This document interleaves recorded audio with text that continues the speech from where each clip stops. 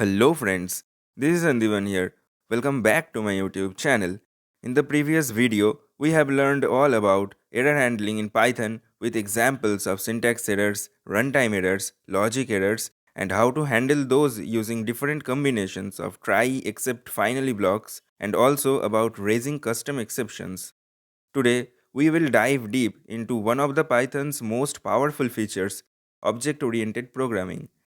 In this video, we will cover the basic concepts of object-oriented programming with classes and objects, and I will walk you through some real-life examples to make it easy for you to understand. By the end of this video, you will know how to use classes and objects to organize your code efficiently. Stay with me till the end because we will be covering some bonus topics as well at the end of this video. So, without any further ado, let's get started. To begin with, let's understand what actually classes and objects are in Python. A class is a blueprint or a template for creating objects. An object is an instance of a class. Think of a class like a blueprint of a house. The class defines the structure, including the features and functionalities of the house, while the object is an actual house built from that blueprint.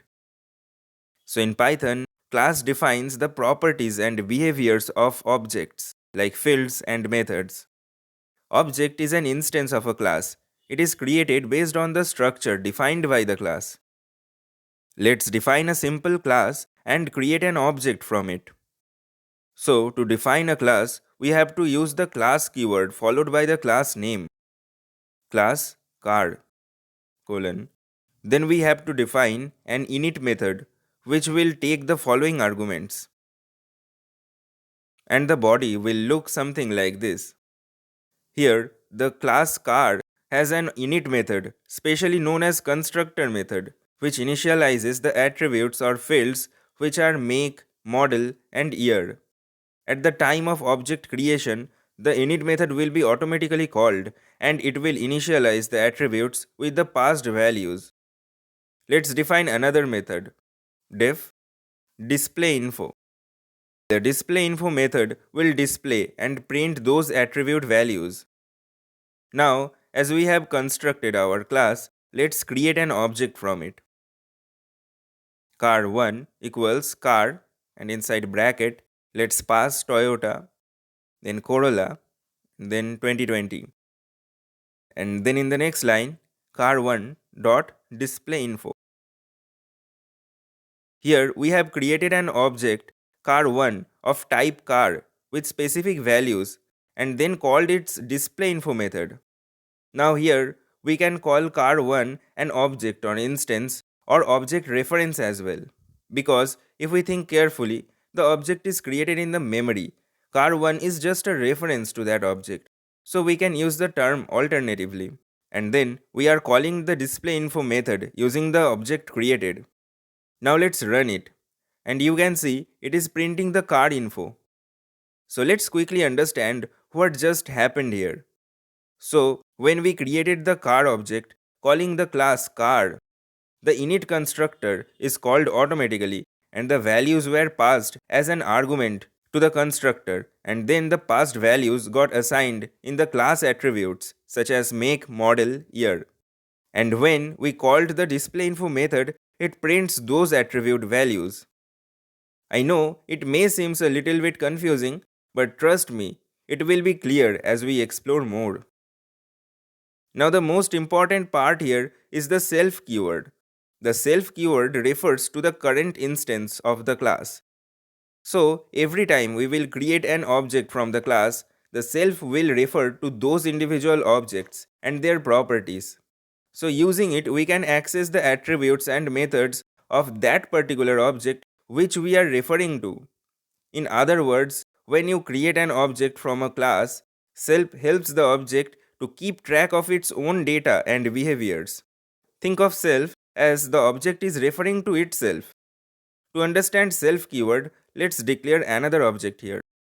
Car2 equals car, and inside BMW X1 2023, and let's display the info as well. Car2 car.display info. Now this time you can see we are using the same class car with different values, but while calling the function we are using the car2 object reference. Now if we run it, you can see it is printing the attribute values of car2, not car1, and calling the display methods from both the objects. We can see the respective values are printing separately. So this way, self helps us to access the properties of that particular object who is calling it. So we can create as many number of objects as we want from the same class, and self will make sure to access that particular object properties which we want. Also, here you can notice the displayInfo method definition where it is taking an argument as self. But while calling, we are not passing it because it will be automatically passed when we call it using the object reference.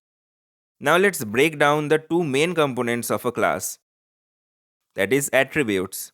So these are basically the variables that hold data or the state of an object. And methods, these are functions that define behaviors for the object of the class.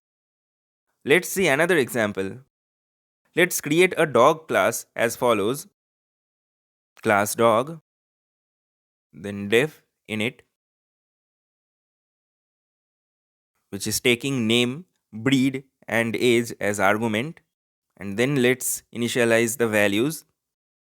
Then let's define a method called def bark, and then another method def get age.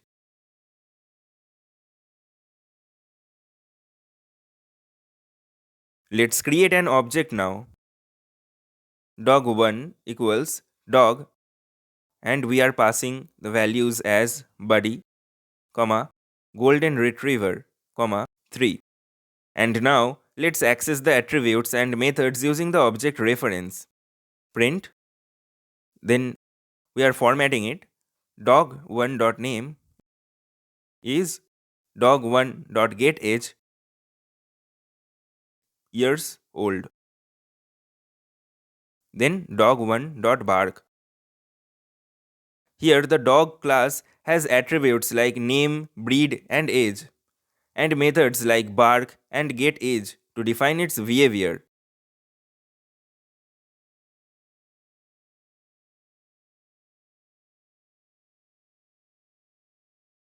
Here's a task for you. Create two more dog objects with different attributes. Call the methods and check what values it is printing. Now here's a bonus tip. We can modify the attribute values through the method reference. There are two ways of doing that. The first way is we can create a method to modify the value, what we call as a setter method. Let's update the dog class to add a method for updating the dog's age. Def update age, which is taking self and new age. And then self.age equals new age. Here this method is taking a new age as argument and assigning it to the class attribute. And then we can update the age value like this: dog1 dot update age. And now if we run it, you can see the age is printing as 4 now. Another way to modify any attribute value is to directly assign the value to the field using object reference like this: dog1.age equals 5. So this is working as well. So that wraps up the first part of our object-oriented programming using Python series.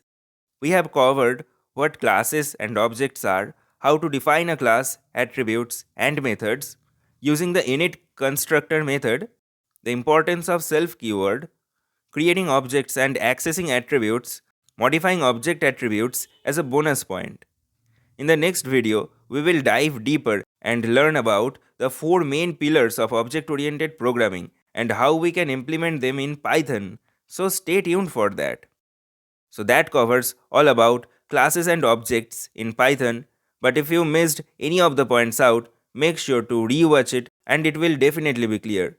But if you still have any doubt, feel free to comment down below. Hope you find this video helpful. If so, give a thumbs up, share the video with your friends, and if you haven't subscribed yet, subscribe to my YouTube channel so that I can create more such helpful contents like this.